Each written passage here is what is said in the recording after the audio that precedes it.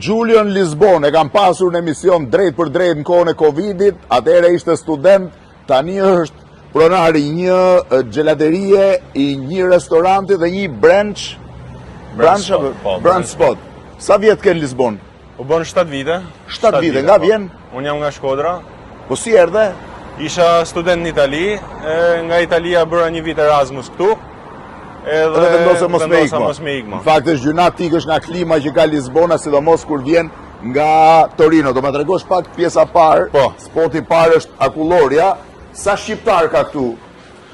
Jemi rreth një komunitet rreth 200 shqiptar që jetojmë në gjithë Portugalinë. 200 shqiptar. 200 Me se merren? Shumica jemi me biznesi, dhe më thënë, në gastronomi, po kemi edhe profesora në universitete, kemi doktor në spitale këtu. Ka dhe profesor, dhe doktor, dhe gjitha. Si ndihesh Portugalinë? Unë shumë mirë. Shumë mirë, Më nga kujton Shkodra shumë në Lisbon të knaq. Deti, lumi. Edhe për jashtë në fakt ullur ishin sa shqiptar tjerë, po Lisbona është fantastike. Akulloret ku i mësove?